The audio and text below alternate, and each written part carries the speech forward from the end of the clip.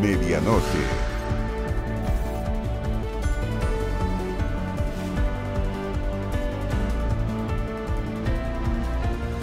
La ministra del Interior, Isquia Siches, quien se encuentra en la zona norte de nuestro país, anunció que el Ejecutivo enviará al Congreso una reforma a la nueva ley de migraciones, con propósito de agilizar los procesos de expulsión de extranjeros.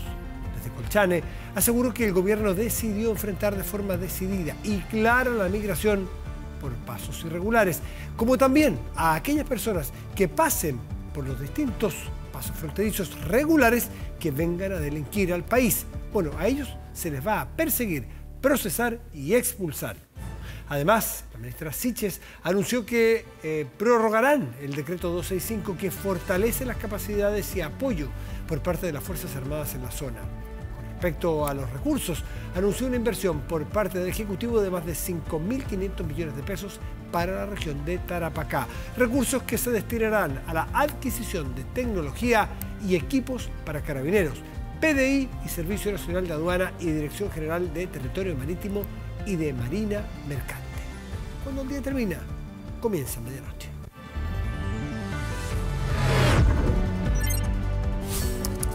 Medianoche. Y nos acompaña esta noche el jefe de bancada de diputados de Evópolis, Francisco Undurraga. Diputado Undurraga, buenas noches, ¿cómo está usted?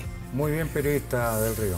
Oiga, diputado, hay otros temas, pero este de la migración es interesante, porque ¿cómo lee usted este viaje, trabajo de la ministra Siches, haciendo anuncios bien relevantes? Se funcionan y se hacen todos bien y con buena voluntad de todas las partes. Se nota una voluntad de hacerse cargo de un problema muy real, muy sentido por la gente allí. A ver, nosotros siempre nos vamos a mirar con buenos ojos y va a contar con nuestra colaboración en la medida en que podamos generar un diálogo fluido y podamos construir, digamos, instrumentos legales que efectivamente permitan cumplir con el objetivo declarado. Lamentablemente este gobierno nos acostumbra a declarar una cosa y hacer otra cosa. O sea, la ciudadanía tiene que tener claro que todas las extradiciones que se hicieron durante el gobierno del presidente Sebastián Piñera se hicieron bajo la norma de la ley. O sea, nosotros tenemos un instrumento legal hoy día que no ha sido aplicado. O sea, todos los aviones que salían despachados en dirección a Venezuela, digamos, eran totalmente legales y efectivamente cumplían con todos los objetos de la ley. Entonces, desde ese punto de vista, evidentemente, revisemos las leyes, perfeccionemos las mismas, pero los instrumentos que hoy día tenemos y las capacidades que tiene y que le otorga la ley, digamos, al Ministerio del Interior, que también sean ejecutadas. Ya, pero ¿ustedes le reconocen que hay interés, voluntad y énfasis en la seguridad y que esta ministra hable de expulsiones y que hable de fortalecer a las policías? ¿Y ustedes le asignan algún valor? Bueno, evidentemente, pues sí. Nosotros lo hemos venido pidiendo consistentemente. Ustedes sí, pero que lo hagan ellos. Que lo hagan. Bueno, pero es que a ellos les toca gobernar y desde ese punto de vista gobernar es ejercer toda la potestad que te da la ley, no solamente en materias sociales, sino por cierto también en materias de seguridad, que son materias que por lo demás son tan anheladas por la ciudadanía. Pues. Ya, yo quería llevarlo a otro tema, lo que está ocurriendo con las negociaciones políticas en torno al apruebo y al rechazo, en cada sector tiene las suyas. Y en función de eso, las palabras de las declaraciones del ministro Giorgio Jackson, ¿cuánto pueden afectar a su juicio? Usted lo mira a la distancia, porque ustedes tienen sus propias situaciones. ¿Puede afectar a que ellos lleguen a un acuerdo para proponer modificaciones a la Constitución que eventualmente se apruebe? Bueno, yo creo que evidentemente que sí, ya lo dijo el senador Insunza hoy día a la mañana. Lo ha declarado además en forma consistente Guillermo Tellier, que él está dispuesto a abrir cualquier tipo de negociación una vez sucedido el plebiscito del 4 de septiembre. Yo noto que las relaciones entre ambas coaliciones quedó muy dañadas por las declaraciones del ministro Jackson. Son declaraciones que por lo demás no basta solamente con reconocer el error de las mismas, sino que finalmente denotan lo que verdaderamente el ministro Jackson Pensaba como diputado, pensaba como ciudadano y piensa como ministro. Usted convivió en el Parlamento con el ministro Jackson, con su generación. Usted dice, bueno, esto es lo que él piensa y a usted no le gusta lo que él piensa en ese aspecto. Evidentemente, o sea, lo critica. no. ¿El ministro Jackson es el reflejo de una generación, de un grupo político, o es sencillamente acotado a su persona? No, yo creo que es más bien el reflejo. ¿Usted ha convivido con ese grupo en el Parlamento? Yo he convivido con gente mayor que yo, menor que yo, de esa generación, de distintos pensamientos políticos, y creo que esto se enclaustra más bien en una actitud del Frente Amplio y del Partido Comunista, porque tenemos constante y permanente diálogo, aunque no estemos de acuerdo en diversas materias y no buscando ni siquiera generar coaliciones desde la oposición, minando entre comillas, sino que conversando lo que está pasando con el país, viendo y buscando puntos de acercamiento. Y desde ese punto de vista, el presidente de la Cámara, el presidente Soto, es una persona que tiene la misma edad, es de la misma generación, está un curso más abajo en la misma universidad que todos estos muchachos que están hoy día en el Frente Amplio y tiene una disposición al diálogo distinta. O sea, no tiene que ver con la generación. No, yo creo que tiene que ver con la capacidad de entender cómo es la política. Y desde ese punto de vista creo que Giorgio Jackson refleja profundamente, en un sentido mesiánico, como lo expresó no solamente en el punto de la descalificación a la gente de la Concertación o ex Concertación, a nosotros mismos como miembros de un gobierno de Chile Vamos, sino que es lo que él siente. Y además, si uno revisa la historia actual, tendremos que recordarnos que el socialismo democrático le pidió participar de una primaria al Frente Amplio y el Frente Amplio se negó incluso a participar en esa primaria con ellos. ¿Usted estima que los que están por el apruebo tienen que plasmar en un papel lo que están dispuestos a reformar después? ¿O usted cree que basta con esbozar la voluntad a reformar después de caso? ¿Usted confía? Porque ellos han dicho que en ustedes no confían, que si no tienen un papel, la derecha después hace perro muerto, si es que gana el rechazo. Nosotros no vamos a hacer perro muerto y yo me voy a hacer cargo de eso inmediatamente, porque primero nosotros hemos llegado a un compromiso de acuerdo de 10 puntos que son relevantes, no solamente para el país, sino adicionalmente relevantes bajo la costumbre nuestra de haber operado en política durante los últimos 30 años. Hay que señalar adicionalmente, como muy bien lo señaló el senador Cruzco, que esta es una generación distinta de personas que estamos liderando la centroderecha. Chile Vamos hoy día no es la misma derecha que era en la década del 90. Y no estoy renegando de la historia de la centroderecha y derecha de esa época, al contrario. Creo que fue un gran aporte la política, los acuerdos fueron lo que construyeron estos 30 años y de verdad vale la pena resaltarlo, pero hacia adelante el compromiso que nosotros tenemos con partidos como por ejemplo Evópolis, que es un partido que no nace en la dictadura, sino que nace muy posteriormente a aquello, con una mirada liberal, con una mirada reformista, es lo que nos hace concordar al menos estos 10 puntos que nosotros se los entregamos a la ciudadanía, no como un ticket de buenismo, sino que con un convencimiento profundo de que uno, la actual Constitución es una Constitución que está absolutamente desechada por la ciudadanía. 2, estamos efectivamente viviendo una crisis constitucional que nos arrastra una crisis política. ¿Qué cosas de la Constitución que nos propone la Convención y que vamos a tener que ir a votar el 4 de septiembre, usted rescata para reformar la Constitución vigente si es que gana su opción rechazo? ¿Qué le agregaría a usted? ¿Qué le agregaríamos nosotros? Bueno, yo creo que nosotros deberíamos... Porque si gana la opción rechazo, ¿se mantiene la Constitución vigente? No, no se mantiene. O sea, efectivamente el texto de convocatoria señala lo que tú estás señalando. Salvo que se arme un proceso nuevo. Pero es que eso es lo que estamos haciendo nosotros, apoyando la iniciativa de Matías Walker y la Jimena Rincón de bajarle los quórumes a los 4/7. Porque precisamente a través de esa baja no corremos riesgo de que efectivamente el proceso continúe hacia adelante. Eso es lo fundamental. Y cuando a mí me dicen o me preguntan, oye, ¿por qué no presentan una batería de modificaciones a la actual Constitución? Es porque precisamente nosotros no queremos maquillar esta Constitución. Y entonces, vamos a suponer que gana su opción rechazo. ¿Cuál es el itinerario, a grosso modo, que tendrían ustedes? Bueno, el itinerario que nosotros tendríamos es un itinerario de, primero, pasar la noche del 4 de septiembre. Las elecciones se ganan contando hasta el último voto, las encuestas hoy día nos favorecen, nosotros creemos... Pongamos en el escenario que ustedes ganan. Nosotros ganamos, bueno... Será otro escenario.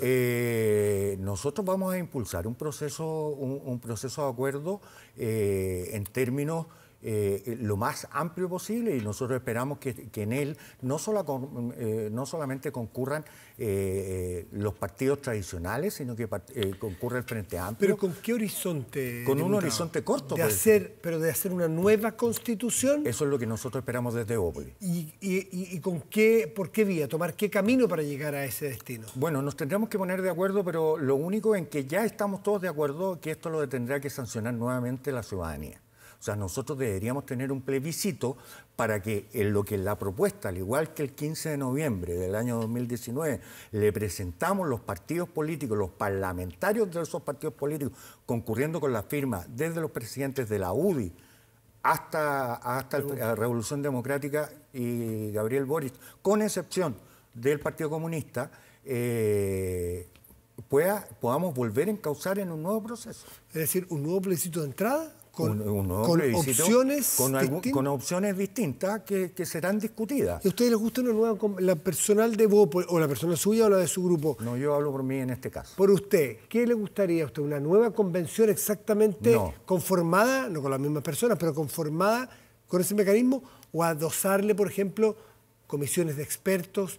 ¿O partir de la Constitución, de esta propuesta, de la que hizo la presidenta Bachelet, de la vigente, y sacar de cada parte lo mejor? ¿Qué? Y bueno, eso será el trabajo que desarrollen las personas que estén llamadas a proponernos un nuevo texto constitucional.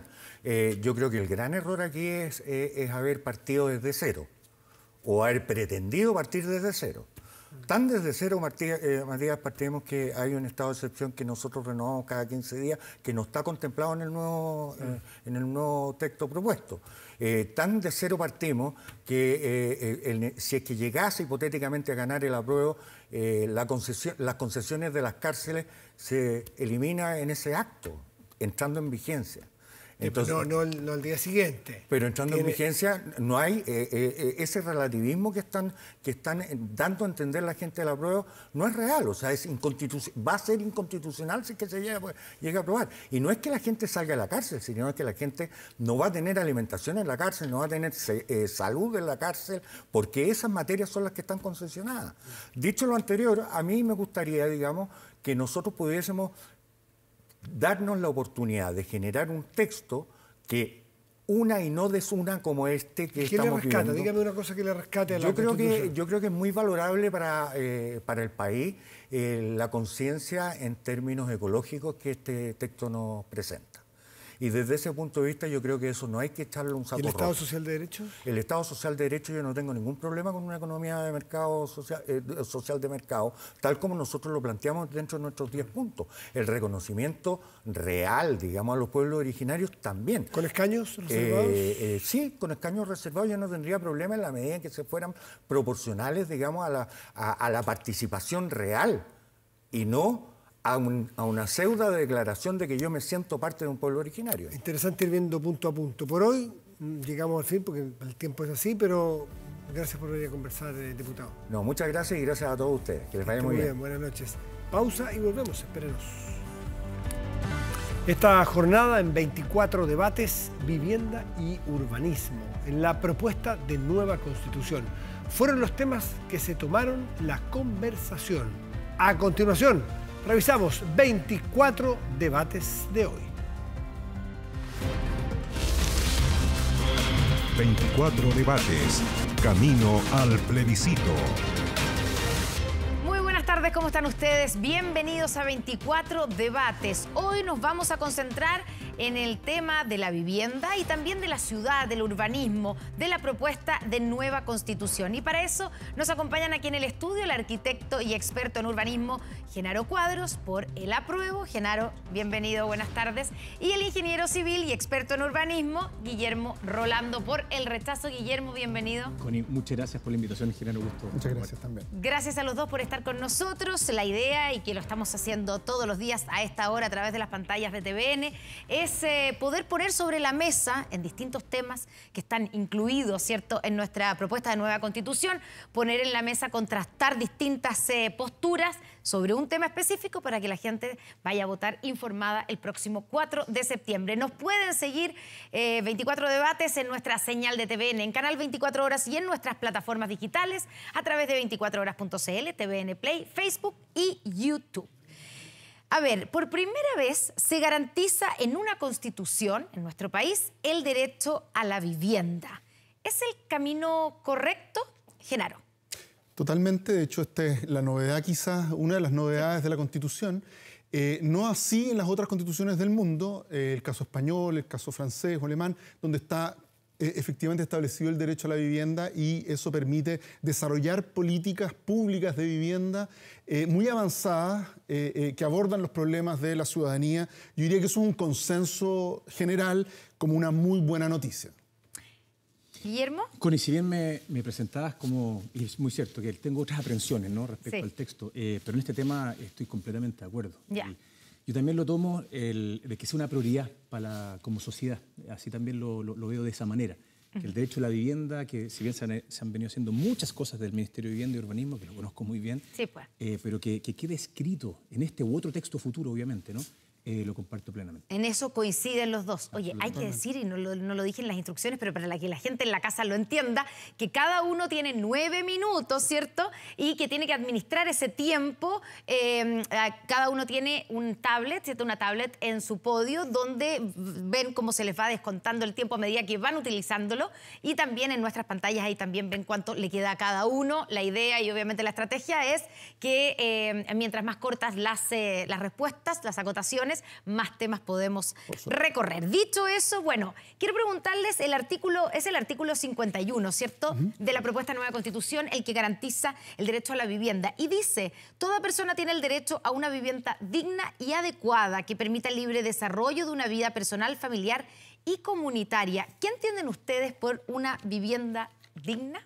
Guillermo. Mira, a ver, el derecho internacional, me quedo en la segunda parte, ¿no? Que es la vivienda adecuada, donde queda mucho más definido de acuerdo a los distintos documentos internacionales. Básicamente tiene que ver con el estándar, con el confort, con la ubicación, con la accesibilidad también, cosa que los programas del Estado permita que las familias pasen, probablemente lo vamos a ver después, si son propietarias o arrendatarias, de modo que queda bastante estipulado.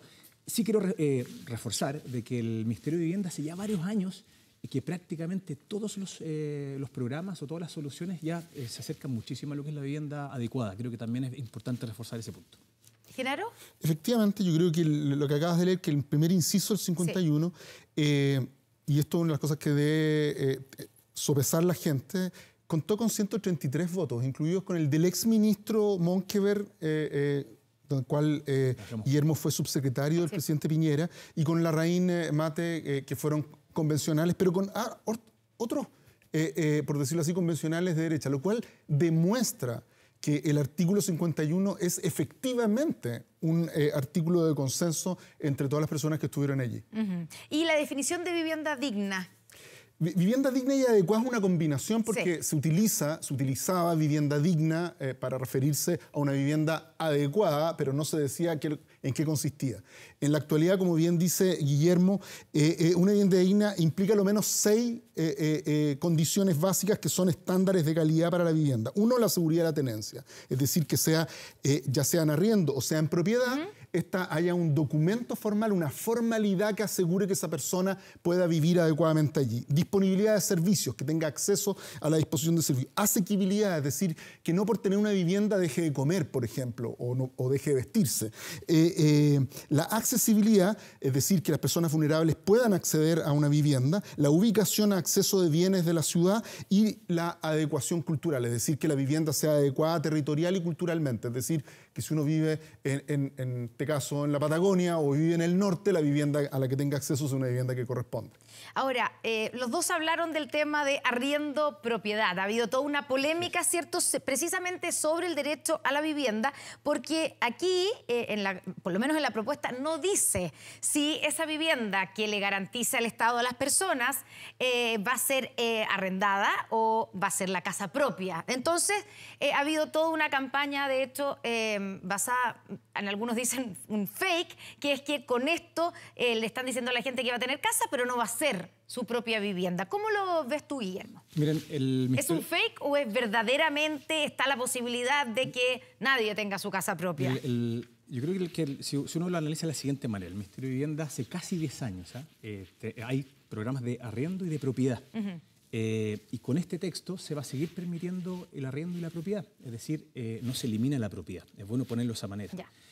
Pero después, como lo han dicho algunos, digamos, metiendo un poquito de miedo, digamos, frente a esta Constitución. Así es. No se elimina la casa propia. No se elimina la pero casa tampoco propia. se asegura. Así es, y por eso es que es importante, hay que ser justo en todo este análisis. Si bien no se elimina, para ciertas tranquilidades, después ya depende de los futuros gobiernos o los actual gobierno de qué ponderación se le da al arriendo a la propiedad. En lo personal sí creo de que hay que recoger la idiosincrasia de nuestro país. La mayoría de las familias luchan por su vivienda propia. Creo que una modificación leve, pero muy de fondo, zanjaría todos los temas. Que diga preferentemente en propiedad, creo que ayudaría bastante, sin cambiar el fondo del texto que ya está. Genaro, ¿tú crees que es un problema o Creo que eso no lo queda para la política pública, para la ley, digamos? O sea, independientemente que en la política pública se podrán desarrollar distintos modelos, lo que es muy claro cuando se dice vivienda adecuada, precisamente la definición exacta de vivienda adecuada tiene que ver con la seguridad de la tenencia, es decir, sea esta en propiedad, en arriendo, comunitaria, cooperativa o como fuere. Cuando uno se refiere a vivienda adecuada, incluye vivienda en propiedad o propia. Esto es un falso dilema, creo yo. ¿Por qué? Quienes lo han utilizado como un fake para meter miedo, pero lo cierto es que nada de lo que está en la Constitución dice que no va a haber vivienda propia, que no se va a poder ser propietario de su vivienda, sea esta adquirida personalmente o entregada por el Estado. Nada de eso es cierto. Y, por supuesto, tú vas a poder vender tu propiedad o hacer lo que tú quieras con ella.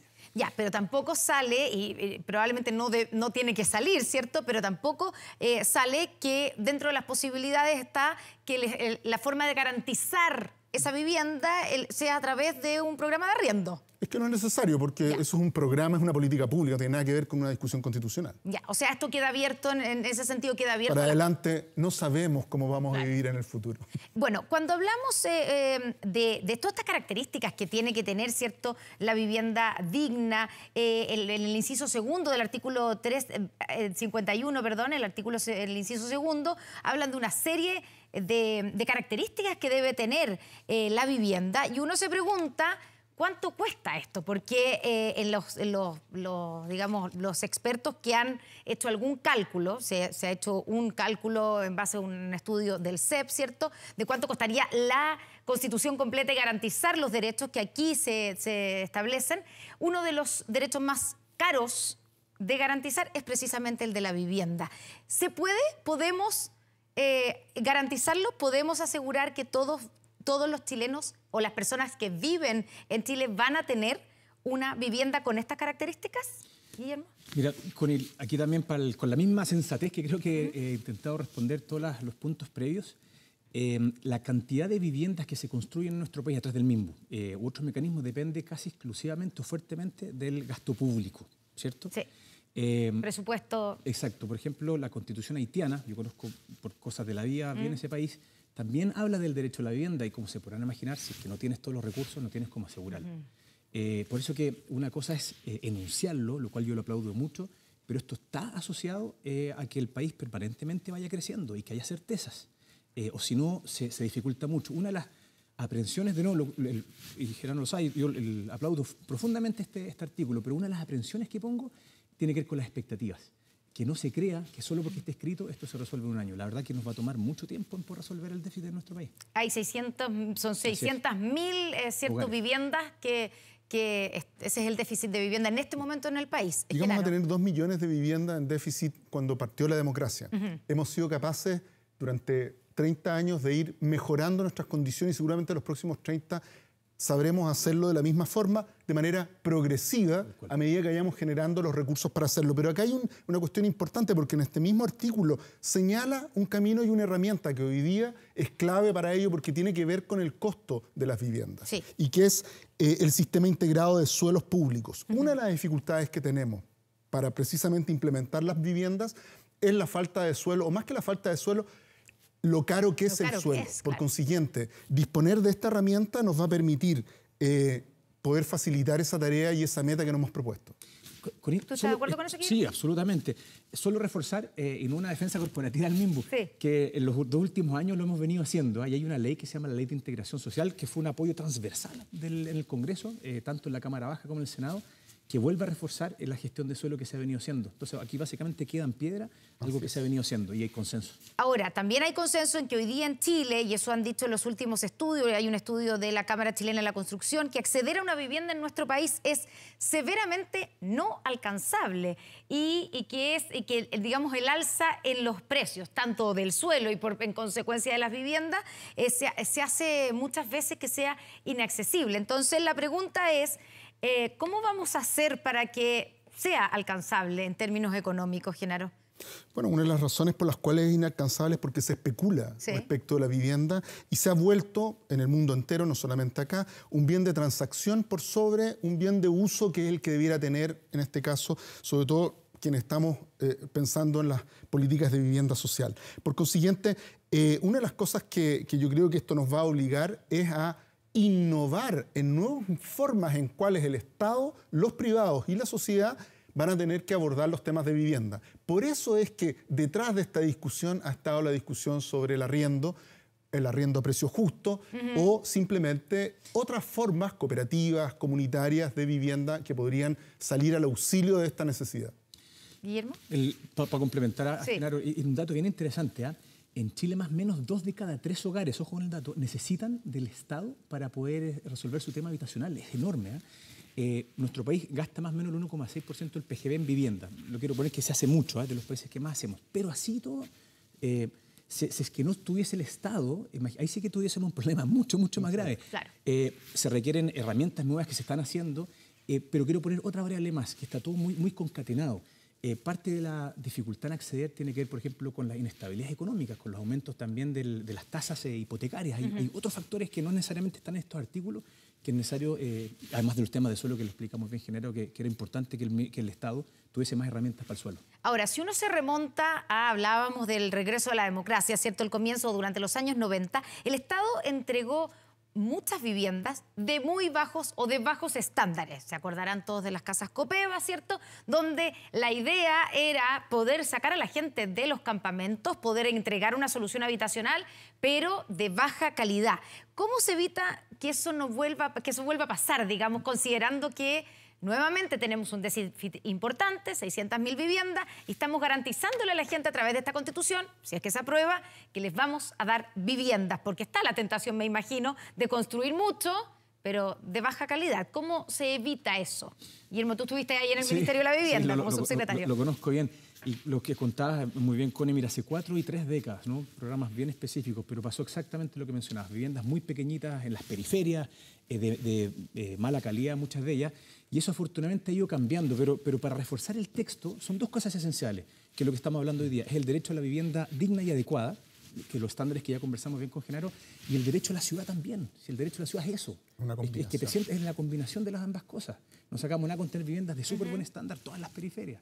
Y en el fondo, o viceversa, ¿no? O todas bien ubicadas y de mala calidad.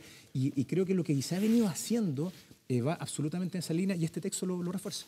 En el inciso 5 del 52, que es el derecho a la ciudad, para combinarlo con esto de la vivienda, dice: el Estado garantiza la participación de la comunidad en los procesos de planificación territorial y políticas habitacionales. He aquí una de las herramientas con las cuales contar para que precisamente no nos ocurra aquello. Es decir, no hay nadie mejor que los usuarios, las personas que necesitan vivienda, para indicarnos y ayudarnos a codiseñar las políticas del futuro y desde ese punto de vista saber dónde aprieta el zapato para el diseño de esas políticas. ¿Significa, por ejemplo, el apuntar a viviendas sociales en barrios con mayores recursos? Esa integración, esa ciudad integrada. Sí, totalmente. Eso, pero también significa que, por ejemplo, proyectos comunitarios o organizaciones que tienen capacidad suficiente para no solamente organizarse en torno a una vivienda, sino para proponer un modo de vivir colectivamente, lo puedan hacer. Hay casos emblemáticos, recientemente Guillermo también lo conoce, que es el caso de Ucamau en Maestranza, en donde una organización popular es capaz de efectivamente gestionar su proyecto inmobiliario de la forma en que le satisface. Y yo creo que eso es una lección para nuestras políticas públicas. Connie, pero dos cosas para complementar, que interesante. El concepto de integración social se viene trabajando con mucha fuerza hace ya algunos años, y por eso hay leyes y la verdad que sí. Dos cosas. Uno, pero no ha sido tan fácil de... Por supuesto. De integrar, digamos, esto lo va a ayudar. Esto va a ayudar mucho. Y probablemente nos da para otro debate, pero sí se han venido haciendo esfuerzos grandes. Y dos cosas. Es cómo tú buscas buenos lugares dentro de la ciudad, pero también cómo llevas los equipamientos de la ciudad hacia los barrios. Las dos cosas tienen que ser juntas. Ahora, sobre eso, claro, aquí también se garantiza, ¿cierto?, el hecho de que haya accesibilidad, que el barrio, que la gente tenga un lugar, la casa, en un lugar, digamos, apto para una serie de cosas. Ahora, en el artículo, y muy relacionado también con la propiedad, con la vivienda, está el tema de la expropiación, que también ha sido polémico, ¿cierto? Hay en el artículo 3 del artículo 78, en el inciso de la propuesta, se dice que ninguna persona puede ser privada de su propiedad, sino en virtud de una ley que autorice la expropiación por causa de utilidad pública o interés general declarado por el legislador. Pero después, en el inciso 6, dice: cualquiera sea la causa invocada para llevar a cabo la expropiación, siempre debe estar debidamente fundada. ¿Cómo le explicamos esto a la gente? ¿No hay una contradicción aquí, Genaro? La verdad es que no, es bastante simple. El artículo 78 es, aunque no está escrito igual, para los efectos prácticos es igual que el artículo de la Constitución del 80, porque esta fue una de las preocupaciones, de hecho, más grandes que tuvo la derecha en la Convención, y por consiguiente se ajustó y se negoció para que no generara ningún resquemor a nadie. En la actualidad, tú puedes reclamar ante tribunales si no estás de acuerdo con tu expropiación, y en el futuro vas a poder hacer lo mismo. No hay ninguna de las condiciones que hoy día se cumplan en una expropiación que no se vayan a cumplir de la misma forma en la futura Constitución. ¿Tú estás de acuerdo con eso, Guillermo? Estoy bastante de acuerdo, pero sí con una aprensión que la quiero reforzar. Eso es muy parecido. O sea, si uno ve los textos, como bien dice Genaro, de la Constitución del 80, hay un decreto, ¿no?, que después hay una ley, que es la ley de expropiación. El MIMBU y el MOP, lo conozco bastante bien, nosotros sí expropiamos, principalmente para obras urbanas. Sí, para hacer una carretera. Tal cual. Y funciona bastante bien. Pero donde yo sí pongo la aprensión en esto, que es en uno de esos artículos cuando habla del precio justo. Y ahí sí que hay un punto. Mira, ¿qué es el precio justo? Es que desde mi prisma queda muy subjetivo, pues ese es el problema. Si está en un país, o si un juez lo puede interpretar de una manera, otro lo puede interpretar de otra manera, y ahí sí que genera mucha incerteza a la familia. Yo en ese punto, compartiendo todos los mecanismos, son muy similares, sí sugeriría una corrección importante que diga o precio de mercado, o que sea el equivalente a la pérdida patrimonial, que es más o menos el texto que está hoy día. El texto actual dice pérdida patrimonial, y se optó por no decir ni pérdida patrimonial ni precio de mercado, sino precio justo, porque en la práctica lo que ocurre cuando ocurre una expropiación, ya sea del MOB, del Serviu, es que un perito define el precio de mercado, y en base a ese precio de mercado falla el juez para definir un precio justo, que no necesariamente es el precio de mercado, porque a veces el precio de mercado podría perjudicar a la persona. Por consiguiente, si nosotros dijéramos precio de mercado y resulta que te acaban de instalar una central nuclear al lado de tu casa, tu expropiación va a ser completamente perjudicial para ti. Y yo tendría que estar obligado a seguir al pie de la letra el precio de mercado si ese fue el informe. En cambio, esto le da la herramienta al juez para poder aplicar criterio precisamente frente a este otro tipo de situaciones. En ningún caso un juez toma la decisión sobre el precio o el valor de una propiedad por tincada. Lo hace a través de un informe de un perito. Y siempre ese informe del perito es el informe del precio de mercado. Guillermo, ¿tú estás de acuerdo con eso? En ese punto es válido que no estemos en todos los puntos de acuerdo. Sí. Yo acá discrepo porque queda demasiado subjetivo finalmente. Sí, en los últimos, fíjense, 30, 40 años, todas las interpretaciones de la Corte, en las distintas instancias, han estado vinculados al precio de mercado de alguna manera. A mí mismo me tocaba firmar bastante seguido el tema de las expropiaciones y quienes no estaban de acuerdo iban a tribunales y llegamos siempre a algún acuerdo final. Pero en general, ¿el precio de mercado era igual al precio justo? Cuando a ti te ha tocado hacer esas expropiaciones. Que como está muy definido desde lo que es precio de mercado, nunca generó mucho problema. Creo que ahora el concepto de precio justo, que nos da para mucho, ¿sí? Hay ciertas nociones que uno puede estar de acuerdo, pero queda tan ambiguo que podría ser a futuro que algún juez, algún tribunal lo interprete de una manera completamente distinta. Y eso genera incertidumbre, evidentemente. Entonces, yo sí sugeriría que sea o precio de mercado o el equivalente a la pérdida patrimonial. Genaro, ¿tú no crees que se dé esa incertidumbre? Yo creo que eso no es una incertidumbre real. ¿Es un falso dilema? Yo creo que es un falso dilema porque en la práctica lo que ocurre es que el juez aplica con mucho criterio la aplicación de los informes periciales que le llegan y todos ellos tienen como base el precio de mercado. Y más bien proteger a las personas ante la eventualidad de que precisamente el precio de mercado no fuese favorable para ellos y que le deje al juez el criterio de poder ajustar ese valor de esa propiedad en el caso de una expropiación. En todo caso, es bien importante siempre decir que esto es muy exhaustivo. En la mayoría de las constituciones no está este nivel de detalle, ni siquiera en constituciones como la Constitución alemana. Es decir, en muchas constituciones esto no va a representar un dilema, solamente habla de expropiación como una posibilidad y que siempre va a tener la posibilidad de ir a reclamar a un juez. Y desde ese punto de vista, la Constitución lo garantiza totalmente. ¿Quieres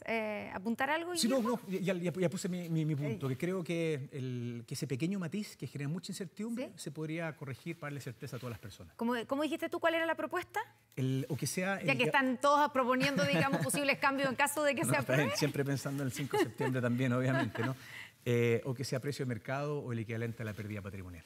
Uno de los problemas con la vivienda que tenemos en nuestro país es la cantidad de campamentos que tenemos hoy día. La cantidad de familias viviendo es en campamento, muchos instalados incluso en sectores peligrosos, ¿cierto? En Quebrada, lo vemos en diferentes regiones, en Antofagasta, en Valparaíso, aquí en Santiago. A través de esta Constitución, ¿hay alguna forma que se propone o lo podemos interpretar como alguna forma o alguna propuesta para poder reducirlos y permitir que esa gente tenga una casa donde vivir?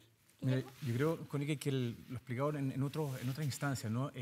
Están los campamentos visibles y están los campamentos invisibles. Está todo conectado. ¿Cuáles son las familias que están allegadas, las familias que están hacinadas y que viven en condiciones a veces igual o más precarias. El rol del Estado es poder apoyar a todos los que se visibilizan viviendo de manera precaria y quienes no se observan. Así que los planes de emergencia del Ministerio de Vivienda tienen que atender a todos, no solo a las familias que viven en campamento. Eso creo que es importante poner en la mesa. Y otra cosa, que nadie se salte la fila. Eso también es muy importante. Que es otra de las... Más que aprensiones, el que esté el derecho, ¿cierto?, de la vivienda. Como son tantas familias, el MIMBU hace entre 50.000 a 70.000 viviendas o soluciones habitacionales por año, ¿no? Entonces, que nadie se salte la fila creo que también es bien importante. Y eso pasa a veces cuando, por ejemplo, hay grupos de personas que se toman un terreno y se instalan ahí y a veces a través de eso presionan para la solución de vivienda. Claro, y si tú lo comparas, imagínate, por la experiencia que me ha tocado con los años, y de repente tienes otras familias en la misma ciudad que llevan años como allegados luchando por su vivienda, hay que respetar la fila. Yo creo que es bueno no generar esa falsa expectativa a través de este documento. ¿Genaro? Yo creo que una de las cosas interesantes que tiene este documento es que además en los artículos transitorios, en el 27º y en el 32º, señala tareas inmediatas que implementar tanto al presidente de la República, al Ministerio de Vivienda, como al Parlamento. Entre las cuales está, primero que nada, crear el sistema integrado de suelo, que es la clave para abordar todos los problemas que tenemos de vivienda, déficit, campamento, allegado, hacinamiento, etc. Pero además le entrega la misión al Ministerio de Vivienda de ajustar las políticas y las leyes que actualmente dispone para que sean una ley integral sobre vivienda digna y ciudad. Y le da un plazo de 2 años completo desde que genera el proyecto del Ministerio hasta que este se tramita en el Parlamento para que esto se implemente. Por consiguiente, ahí está planteado un camino a recorrer. ¿Es realista? ¿2 años de plazo? Yo creo que sí, yo creo que se puede hacer en 2 años de plazo. Ahora, esto claramente significa que el gobierno del presidente Boric va a estar abocado de aprobarse la Constitución el 4 de septiembre a implementar la Constitución en muchos ámbitos, no solamente en este. Se acabó el tiempo, ¿cierto, de Genaro Cuadro? Guillermo, te quedan 53 segundos, así que los puedes aprovechar respondiendo, acotando a lo que está diciendo. Sí, yo Connie, en realidad que quiero aprovechar estos 50 segundos para la siguiente reflexión, que hay mucha discrepancia en muchos temas, en lo que hemos venido, y usted mismo acá en 24 debates. Pero también creo que es importante resaltar de que como país en algunos temas sí hemos llegado a consensos. Y que creo que es bueno resaltarlo. Cuando nos escuchamos, cuando nos ponemos a la mesa personas que pensamos distinto, llegamos a acuerdos como país. A mí lo que me gustaría, desde mi prisma, obviamente ante la opción de rechazo, que este sea de los primeros temas que esté el 5 de septiembre a la mesa y que no partamos de cero, porque hay muchos temas que sí estamos de acuerdo y con pequeñas modificaciones creo que le haremos certeza a la sociedad. Quedan 16 segundos a Guillermo Rolando. Te lo otorgo los 16 segundos. Gracias. Yo creo que estoy con Guillermo en el sentido de que tenemos un desafío común respecto a los temas de vivienda. No es algo que debiera dividirnos, todo lo contrario. Y la gracia que tiene esta Constitución es que lo incorpora por primera vez en nuestra historia. Genaro Cuadros, Guillermo Rolando, muchas gracias por haber venido, por estar con nosotros los dos aquí debatiendo y además en un tono en el que encontramos bastante acuerdo y eso siempre es positivo. 24 debates, camino al plebiscito. Hasta acá dejamos el 24 debates de hoy. Nosotros vamos a hacer una breve pausa y volvemos con más Medianoche. Estamos de vuelta, de inmediato revisamos las informaciones más destacadas del día con Marco Fleming. Hola Matías, hola a todos en sus casas. Vamos con este breve resumen informativo aquí en Medianoche. Este jueves la ministra del Interior Isquia Siches visitó Colchane en la zona fronteriza de la región de Tarapacá. Anunció un proyecto para modificar la actual ley de migraciones con el objetivo de facilitar el proceso de expulsión de extranjeros que hayan cometido delitos o ingresado ilegalmente al país. Mañana movida para la ministra del Interior Isquia Siches en su visita a Colchane. Recepción con baile andino y diversas reuniones, la secretaria de Estado llegó a esta zona fronteriza con un mensaje claro. La migración en Chile debe ser regular y por pasos habilitados. Además, anunció una serie de medidas para enfrentar la crisis migratoria que se registra en la región de Tarapacá. Como gobierno hemos definido en primer lugar presentar un proyecto de ley que modifique la reciente ley migratoria aprobada en el Parlamento y facilite el proceso de expulsión, simplificando los procesos de notificaciones. Una propuesta que no cayó bien en la oposición. Me dicen que van a hacer cambios en materia migratoria, precisamente en aquellos asuntos en que en su minuto recurrieron al Tribunal Constitucional. Entonces uno se pregunta, bueno, a ver, ¿cómo podemos confiar en un gobierno que no solo no escucha a la ciudadanía, que no escucha las bancadas transversales y además es inconsistente en cada una de las acciones que realiza? Parece que en ese sentido lo que ha anunciado la ministra hoy día va en la dirección de tomar medidas inteligentes que permitan reforzar la seguridad de la frontera y sobre todo el combate al crimen organizado. Además, el gobierno informó que extenderá el decreto 265 que permite la colaboración de Fuerzas Armadas en tareas de control fronterizo. Pero también entendemos que decretos como estos requieren un abordaje más permanente.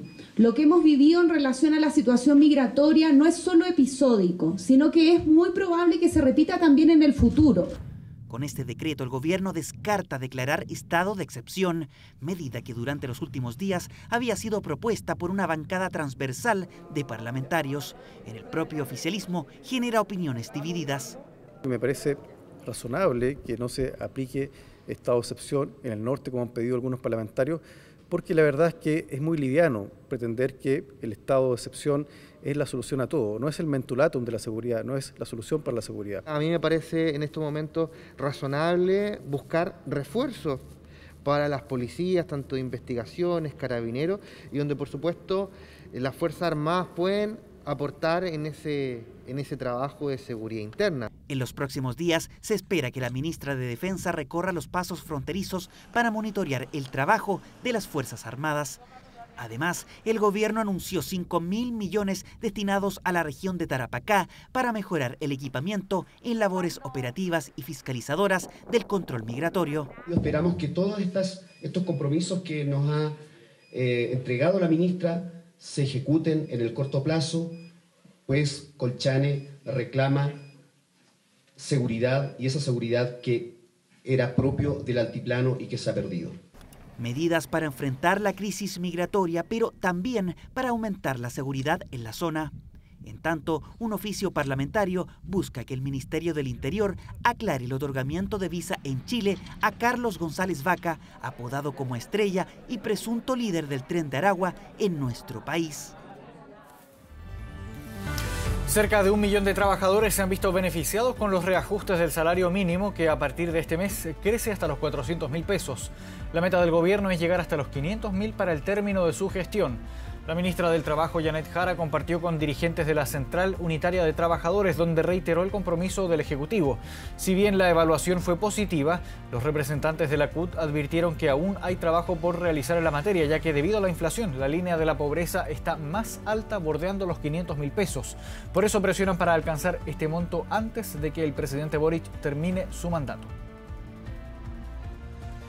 Durante el primer reajuste fueron cerca de 850.000 los trabajadores beneficiados con el alza de 350.000 a 380.000 pesos, que fue la primera etapa. Y hoy día, que estamos en 380.000 y a partir del 1 de agosto sube a 400.000 pesos, se incorporan 150.000 trabajadores más, ¿ya? Proporcionalmente, por cierto, en salario mínimo son más las mujeres que los hombres. Y esa es una preocupación que tenemos. Los sueldos en Chile a través de bastantes años han venido disminuyendo, y siempre en las crisis las empresas ajustan lamentablemente sus utilidades a través del costo de la mano de obra. Entonces, como el costo siempre lo pagamos las y los trabajadores. Hoy día la línea de la pobreza está sobre 500.000 pesos. Entendemos que el programa de gobierno habla de llegar de aquí al término del gobierno. Nosotros lo hemos planteado fuertemente, que ojalá pueda ser antes del término del gobierno. 2 de la mañana con 24 minutos. Cerramos de esta forma este breve resumen informativo aquí en Medianoche. Volvemos contigo, Matías. Bien, Marco, muchas gracias. Y vamos a la pantalla grande de nuestro estudio, donde revisamos noticias y contenidos en el portal 24horas.cl, que en este momento destaca lo siguiente: el emotivo regreso de los vuelos turísticos a Rapa Nui tras 2 años suspendidos por pandemia. Es una buena noticia para la economía pascuense, también para quienes quieran conocer esa maravillosa isla. Vamos al tiempo. Para hoy en Santiago, ya viernes 5 de agosto, Santiago estará con cielo despejado y una máxima probable de 16 grados. En tanto, Valdivia, en la región de Los Ríos, tendrá cielos nublados y una máxima probable de 10 grados. Con esta información nos despedimos. Agradecemos su atención y los dejamos invitados a seguir atentos a las pantallas de TVN y todas sus plataformas. Muy buenas noches y gracias por venir.